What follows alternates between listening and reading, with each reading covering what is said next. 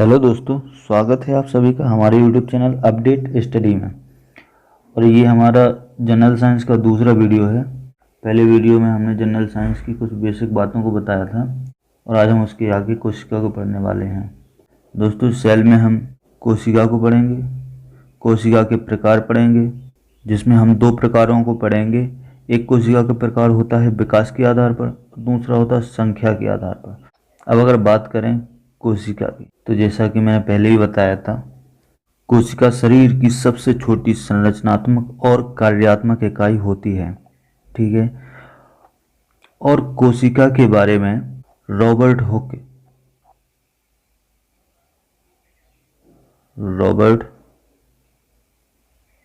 Hook ने 1665 ईस्वी में बताया था। अब आ जाते हैं प्रकारों पे। तो प्रकार, इसमें दो प्रकार आ जाते हैं। एक विकास के आधार पर प्रकार, तो विकास के आधार पे भी दो प्रकार होते हैं, एक प्रोकैरियोटिक और एक यूकैरियोटिक। इनको हिंदी में भी प्रोकैरियोटिक और यूकैरियोटिक ही कहते हैं। प्रोकैरियोटिक में क्या होता है कि प्रोकैरियोटिक टाइप की जो कोशिकाएं होती हैं तो ये अविकसित होती हैं, ये विकसित नहीं होती हैं और ये हमेशा एक कोशिकीय होती हैं। इनमें हमेशा एक ही कोशिका होती है।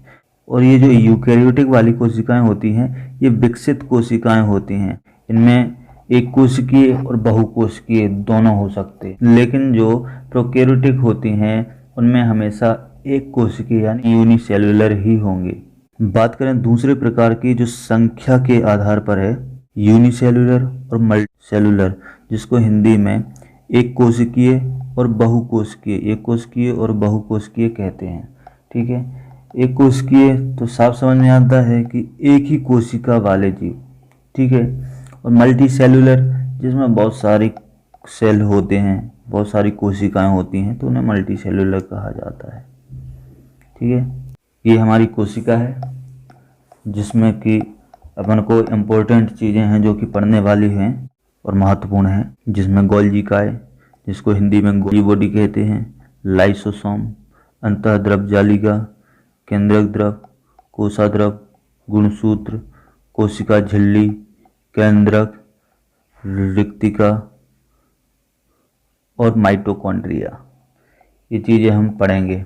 माइटोकॉन्ड्रिया को हिंदी में माइटोकॉन्ड्रिया ही कहते हैं, केंद्रक को न्यूक्लियर कहते हैं, कोशिका झिल्ली को सेल मेम्ब्रेन कहते हैं और कोशिका द्रव साइटोप्लाज्म कहते हैं। और ये जो अंतःद्रव जालिका है एंडोप्लाज्मिक रेटिकुलम कहा जाता है। तो अगर बात की जाए कोशिका झिल्ली की, तो यह एक पतली परत होती है। ठीक है। यह एक पतली परत होती है जो कोशिका कणों को सुरक्षित करती है, जो कि कोशिका के चारों ओर बनी होती है। ये सेल मेम्ब्रेन होती है। ठीक है। जो कोशिका के कण अंदर होते हैं उनको सुरक्षित करती है। और यह है गोल्गी का, जिसे इंग्लिश में गोल्गी बॉडी या गोल्गी बॉडी कहते हैं। इसकी खोज गोल्गी नामक वैज्ञानिक ने की थी, जिसका प्रमुख कार्य कोशिका के अंदर उपस्थित पोषण को अंतःद्रव जालिका तक पहुंचाना होता है। ठीक है। इसके अलावा यह कोशिका झिल्ली और कोशिका भित्ति का निर्माण भी करती है। और एक इसमें इम्पोर्टेंट चीज होती है जीव द्रव। जीव द्रव यह कोशिका द्रव और केंद्रक द्रव से मिलकर बनता है। ठीक है। कोशिका द्रव और केंद्रक द्रव से मिलकर बनता है। जीव द्रव में 80% पानी होता है, जिसमें ऑक्सीजन की मात्रा 76% होती है, कार्बन की मात्रा 10.5% होती है, हाइड्रोजन 10% होता है और नाइट्रोजन जो है 2.5% होता है। जो जीव द्रव होता है इसको जीवन का आधार कहा जाता है। और एक होता है गुणसूत्र। गुणसूत्र कुछ ऐसे होते हैं, ऐसे, और इनके ऊपर कुछ ऐसे पॉइंट टाइप के रहते हैं जिनको हम जीन कहते हैं। तो पहले बात करें गुणसूत्र की। यह धागे जैसी संरचना वाला होता है। इसका निर्माण डीएनए, आरएनए और जो हिस्टोन प्रोटीन होता है, इन तीनों की मदद से बनता है। ठीक है। अब बात की जाए जो जीन है, जो जीन गुणसूत्र के ऊपर पाए जाते हैं, यह डीएनए से बना होता है, जो गुणसूत्र के ऊपर स्थित होता है। मतलब जो भी व्यक्ति के लक्षण, उसके कैरेक्टर वगैरह होते हैं, वो एक पीढ़ी से दूसरी पीढ़ी में जाते हैं। किसके थ्रू? जीन के थ्रू।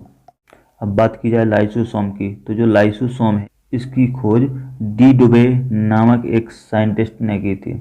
इसे कोशिका की आत्महत्या की थैली कहते हैं, क्योंकि जब कोशिका कमजोर हो जाती है तो यह एक एसिड निकाला करती है जिससे कोशिका नष्ट हो जाती है। तो समझ में आया? कोशिका जब कमजोर हो जाती है, ये हमेशा नहीं निकालती है, जब कोशिका एकदम कमजोर हो जाती है, कमजोर होने की कगार पर होती है, तो ये एक एसिड निकालती है जिससे कि वो कोशिका स्वतः ही अपने आप नष्ट हो जाए, जिसे हम लाइसोसोम कहते हैं। तो ये हो गई अंतःद्रव जालिका, जिसे अंग्रेजी में एंडोप्लाज्मिक रेटिकुलम कहते हैं। अंतःद्रव जालिका जो होती है कुछ ऐसी संरचना वाली होती है, ठीक है, जिसके बीच में ये राइबोसोम होता है। तो राइबोसोम क्या करता है? प्रोटीन का निर्माण करता है, और जो अमीनो एसिड है, ये अमीनो एसिड अंतःद्रव जालिका तक गोल्जी काय पहुंचाता है। ये गोल्जी काय अंतःद्रव जालिका तक अमीनो एसिड को पहुंचाएगा। किसके लिए? राइबोसोम इससे प्रोटीन बना सके, इसलिए। अब बात करें कोशिका के कुछ महत्वपूर्ण तथ्यों के बारे में। सबसे पहली बात यह है कि कोशिका के अध्ययन को साइटोलॉजी कहा जाता है। ठीक है, ये चीज़ आपको याद रखनी होगी कि साइटोलॉजी किससे संबंधित है? कोशिका के अध्ययन से संबंधित है। ठीक है, तो ये चीज़ हो गई। अब कोशिका होती क्या है? तो आप पहले भी जान चुके हैं कि कोशिका शरीर की सबसे छोटी संरचनात्मक और कार्यात्मक इकाई होती है, जिसके बारे में रॉबर्ट हुक ने 1665 ईस्वी में बताया है। ठीक है, अब है विकास के आधार पर कोशिका के दो प्रकार होते हैं। पहला एक प्रोकैरियोटिक कोशिका, एक यूकैरियोटिक कोशिका। ठीक है, प्रोकैरियोटिक कोशिका जो अविकसित होती है और हमेशा एक कोशिकीय ही होती है, और दूसरी यूकैरियोटिक कोशिका जो विकसित होती है लेकिन ये एक कोशिकीय और बहुकोशिकीय ये दोनों हो सकती है। और दूसरे प्रकार की बात की जाए जो कि संख्या के आधार पर है, ये भी दो प्रकार के होते हैं, एक यूनिसेलुलर, एक मल्टीसेलुलर। यूनिसेलुलर में क्या होता है? हमेशा एक कोशिका वाले जीव जंतु होते हैं, और मल्टीसेलुलर जो होते हैं इनमें एक कोशिका और बहुकोशिका, जो कि ये लिखा है कोशिका। प्रोकैरियोटिक कोशिका विकसित होती है जो हमेशा एक कोशिकीय होती है, और यूकैरियोटिक कोशिका विकसित होती है जो एक कोशिकीय और बहुकोशिकीय दोनों हो सकती हैं। ठीक है, राइबोसोम को प्रोटीन की फैक्ट्री कहा जाता है। क्यों कहा जाता है? क्योंकि राइबोसोम जो है प्रोटीन बनाता है, और राइबोसोम कहाँ होता है? अंतःद्रव जालिका के अंदर पाया जाता है। जो अमीनो एसिड है उसको गोल्जी काय पहुंचाता है कहाँ पे? अंतःद्रव जालिका में, और अंतःद्रव जालिका में होता है राइबोसोम। ठीक है, और राइबोसोम क्या करता है? उस अमीनो एसिड से प्रोटीन का निर्माण करता है, इसीलिए राइबोसोम को प्रोटीन की फैक्ट्री कहा जाता है। और नेक्स्ट ये है गोल्गी बॉडी या गोल्जी काय जिसको कहते हैं, इसको यातायात प्रबंधक कहा जाता है। यातायात प्रबंधक क्यों कहा जाता है? क्योंकि ये जो अमीनो एसिड को एक जगह से दूसरी जगह ले जाता है। ठीक है, तो इसको यातायात प्रबंधक कहा जाता है। एक और चीज़ बहुत ही इम्पोर्टेंट है जो हमेशा पूछा जाता है कि माइटोकॉन्ड्रिया को कोशिका का ऊर्जा घर कहा जाता है। क्यों कहा जाता है? क्योंकि यह ग्लूकोज के अणु को तोड़कर कुल 38 एटीपी के रूप में ऊर्जा मुक्त करता है। 38 एटीपी। अब एटीपी क्या है? यहाँ पे एटीपी है एडेनोसिन ट्राइफॉस्फेट, ये एक ऊर्जा की इकाई होती है।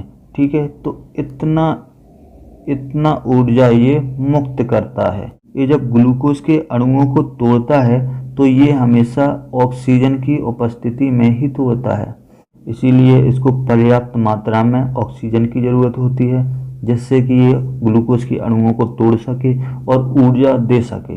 ये जो फैक्ट हैं इनका आप स्क्रीनशॉट ले लीजिए, या स्क्रीनशॉट लेने की कोई ज़रूरत नहीं है, क्योंकि ये जो वीडियो है इसका पूरा पीडीएफ मैं डिस्क्रिप्शन लिंक में डाल दूंगा, वहाँ से आप डायरेक्ट डाउनलोड कर सकते हैं, जो कि आपके रिवीजन के लिए बहुत ही हेल्पफुल होगा। तो ये जो हमारा कोशिका का टॉपिक है ये ख़त्म होता है। अगर आप किसी भी एग्ज़ाम की प्रिपरेशन कर रहे हैं तो आप आगे की वीडियो ज़रूर देखें। Thank you very much.